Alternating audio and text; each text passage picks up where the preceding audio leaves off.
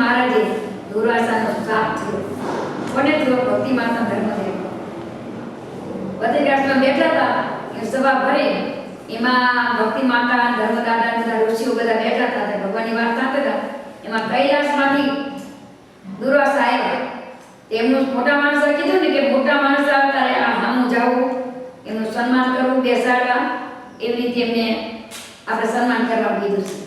ત્યારે ભક્તિ માતા ધર્મદાદા ઋષિ બધા બેઠા હતા. એમાં એમને દુર્વાસાએ જોયું નહીં. એ ભગવાનની વાત કરતા હતા નાના દેવ કે આવી રીતે આમ તમારું બધું કરીશ.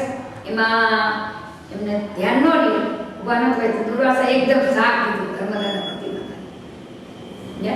ધર્મદાદા ભક્તિ માતા સાફ દીધો એટલે પછી હા કે ધર્મદાદા એકદમ કે આ તો અમે કે ધાર્મિક કામમાં હતા, ભગવાનની વાત કરતા કે આ તો દુર્વાસા કે સાફ પાછો ખેંચી લો. દુર્વાસા શું કે આ તે મારો સાફ છે નહીં, મધ્ય નહીં થઈ ગયો એ થશે, પણ તમારા પેટ કે અવતાર થશે દીકરા તમારા પેટ નારાયણ, એ તમારો બધું તમારા સારું નિવારણ કરશે ને. એટલે પછી આ ભક્તિ ધર્મને પેટ ને 60 વર્ષ 1000 વર્ષ તપ કર્યું. આપણે અમદાવાદ નારાયણ ઘાટ છે ને, નારાયણ ઘાટ આપણું મંદિર છે, શિખરપર મંદિર છે, ત્યાં નારાયણ ઘાટ છે. ત્યાં આગળ 60,000 વર્ષ ભક્તિ માતાએ તપ કર્યું. અને એમને કીધું દર્શન દીધા કે માગો કે ભક્તિ માતાને કે તારે મહારાજ શું કે ભક્તિ માતા કે તમે જે પુત્ર 4 આપો. મહારાજ એકદમ વિચારમાં પડી ગયા નિમાન કે જો એક માંગ્યો હોત મહારાજ તો એક તો આપણો હું પેટવતા લે, પણ 4 માંગ્યા છે કેવી રીતના.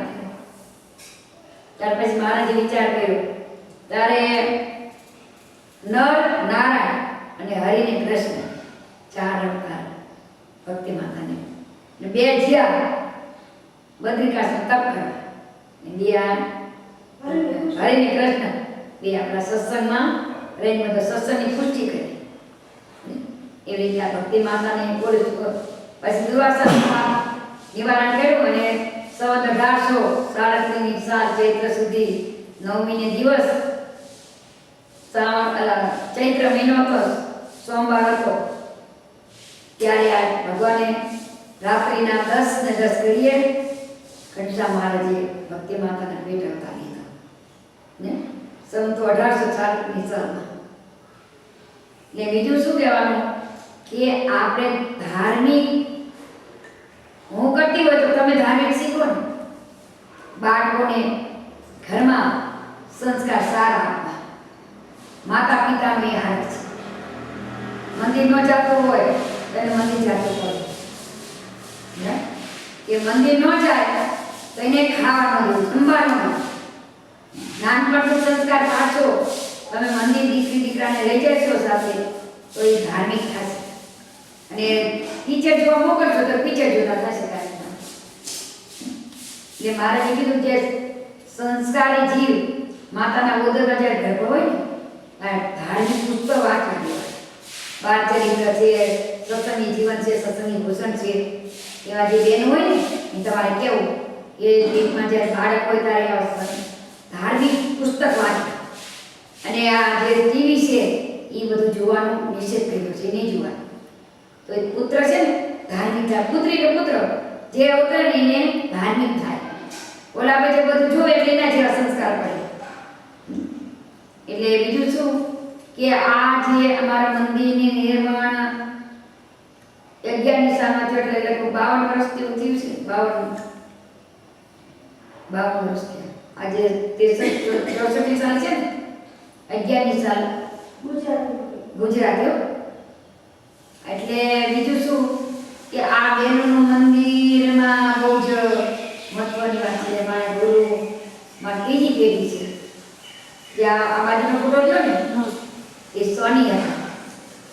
અહીંયા અમે બાળકનું મંડળ છે અને ત્યાં બધા હરિમંદિર છે ને એટલે બધા ગામડામાં 5 હરકત છે. 2 આપણે ઊંચા મોકલ્યા છે સેવા. બારનું જે અમારા સીતાબાનું ગૌરીબાનું મંડળ ગણાય એ અમારે 12નું છે. એટલે 12 ગામ પણ મૂળ મંડળ તો ગણાય ને. એટલે અમારે ત્રીજી પેઢી છે. આ લોકોને ચોથી પેઢી. મારા શ્રીની મેં ચોથી પેઢી છે. એમની પણ માતુશ્રી દર્શન કરેલા. આ જે ગાડીઓ મોટા ગાડીવાળાના આગળ હજી પણ આજે લાલજી મહારાજના ઘરે લગ્ન થાય છે ને એમના ઘરે લાલજી રમાય પછી બાંધામાં જવું છે. જો ત્યાં સુધી આપણે એમ થાય કે આપણે એમને જોવા છે, ભલે પછી ભગવાન ગમે ત્યાં લઈ જાય. એટલે બહુ આમાં ધાર્મિક છે. અને આ બેનો મારે 17 વર્ષથી રહેશે. બેનો મારે 17 વર્ષ થઈ ગયા છે. બધા બેનો અને વાળા પર આવે ને દીક્ષા ગાદીવાળા દીક્ષા દીધી. બે ત્રણ મોટા ગાડીવાળા છે ને એમને જ બધા દીક્ષા મળી દીધી. મારે દીક્ષા એમના મમ્મીની હતી. મારા શ્રી છે મોટા એમના માતુશ્રી. આ બધાને આ ગાડીવાળા મોટા ગાડીવાળાની દીક્ષા છે. એમ મને 40 વર્ષ થયા સત્સંગમાં. એટલે મોટા દીક્ષા દીધી. ને બીજું શું કે એક વાત કરું, જે આ મહારાજ આપણા શ્રીજી મહારાજને જે શુદ્ધ દર્શનના દિવસ શ્રદ્ધામાં જવાની પોતે મેં વિચાર કર્યો. રાત્રે 9ની રાત્રે આવી કે બધું કે હવે મેં બધું જો અસુરનો નાશ કર્યો છે, ધાર્મિક કામ કરી લીધા છે બધાએ, પણ જે હું હવે આ જે હું છે ને કરવા બધું આવ્યો છું એ હવે મારે બધું પતી ગયું છે. હવે કંઈ કરવાનું બાકી રહ્યું નથી. તારે ગોપાળાનંદ સ્વામીને 2 દેશમાં મોટેરા કર્યા. કીધું કે લાકડી અડાડે તા સમાધિ થતી, લાકડી અડાડે તા સમાધિ ઉતરી જતી, એવા ચમત્કારી હતા ગોપાળાનંદ સ્વામી. ત્યારે ગોપાળાનંદ સ્વામીને 9મીની રાત્રે 2 વાગે બોલાવ્યા સંતોને, બ્રહ્મચારી બધા ઉઠાડ્યા. હા, એટલે પછી અમે તો તારે મહારાજ કે બધાને એમ થયું કે બોલાવે કે આ કેમ કે તારે મહારાજ રાત્રે કે બોલાવે છે એ ભક્તો કે તમારે ધ્યાન રાખવાનું છે કે હવે મારે બધું કામ પૂરું થઈ ગયું છે, ધાર્મિક કામ કરી લીધા છે, જે બધું છે અસુરતાઈ અને ધાર્મિક કર્યા છે, હવે મારે શ્રદ્ધામાં જવું છે. ત્યારે બધા એકદમ રડી પડ્યા કે તમે એવું ન કહો કે તમારે ન જાઓ, તો કે તમારે મને 100 વર્ષ રાખવો હોય, ભગવાન સ્વામીને કહી દીધું તો આમ નામ રહું 100 વર્ષ પછી મારું કંઈ નહીં થાય ને કાયમની માટે મને રાખવો હોય તો હું કહું કરો. ગોપાળાનંદ સ્વામી કે કાયમ રહી તો સારું ને, 100 વર્ષ પછીનું તો કંઈ હોય નહીં કે. ગોપાળાનંદ સ્વામી તો કે હારું મારે તમે કહો એમ કે. ગોપાળાનંદ સ્વામીની તો મરજી 100% થઈ ગઈ કે આ મહારાજ રાજી થયા. પછી બ્રહ્માનંદ સ્વામી જવા દે એવા નતા. બ્રહ્માનંદ સ્વામીને મહારાજ એકતા હતા. ત્યાં બ્રહ્માનંદ સ્વામીને જૂનાગઢનું મંદિર થતું હતું ને, મહારાજને શ્રદ્ધામાં જવું હતું તો અહીંયા બ્રહ્માનંદ સ્વામીને મોકલી દીધા. ત્યારે બ્રહ્માનંદ સ્વામી કે તમારા 2 શિષ્યને લઈને તમારે જૂનાગઢ જવાનું છે. ત્યારે મહારાજ બ્રહ્માનંદ સ્વામીને જ્યાં નીકળવાની તૈયારી કરે છે ને તેમને અપસપ્ત બધા થવા માંડ્યા. કોઈ હરણું દેખાય, કોઈ કંઈ દેખાય, કોઈ બિલાડી આડી ઉતરે. ત્યારે મહારાજ શું કહે છે કે આપણે અપસકન કંઈ હોય જ નહીં.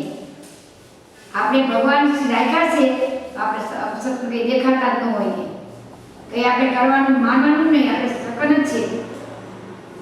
કોઈ બ્રહ્માનંદ સ્વામીનું મન નહોતું માનતું, પણ મહારાજના વચનમાં હતા ને એટલે જૂનાગઢ ગયા. જૂનાગઢ ગયા અને અહીંથી મહારાજે લીલા આ બધાને બોલાવી અને કીધું. બધા સંતો અને હરિભક્તો ઘણા લાડવા જેવા બધા આવ્યા, બધું બનાવી કે મહારાજ અમે તમારા અમને પહેલા મૂકી દો ધામમાં, અમને પહેલા મૂકી દો પછી તમે જાઓ. મહારાજ કે ના, તે આધારાનંદ સ્વામી હતા. ત્યારે એમને અદ્ભુત આધારાનંદ સ્વામી, હા આધારાનંદ સ્વામી કે હવે આપણે કે આગળ મહારાજ પહેલા જઈએ ધામમાં ગયા જઈએ. ત્યારે મહારાજ કે જો કે આત્મઘાત કરશો ને તો હું એમને મારા ધામમાં તમને મારી જોડે નહીં રાખું. આત્મહત્યા જે કરશો એને મારી જોડે રાખી નહીં. ત્યારે એ સિદ્ધાનંદ સ્વામી જ્યાં એ તો એમાં હાથમાં કોણ જીવ છોડો કોણ હાથમાં? ભગવાન હાથમાં છે ને, રાખો એના હાથમાં છે, છોડો એના હાથમાં. ત્યારે સિદ્ધાનંદ સ્વામીએ વિચાર કર્યો આપણે મહારાજને મોર જઈ અક્ષરધામમાં લઈ જઈને બોલ્યા. મહારાજે ન પછી સિદ્ધાનંદ સ્વામીને મોકલી દીધા પાછા. 6 મહિના નો અહીંયા પાણી પી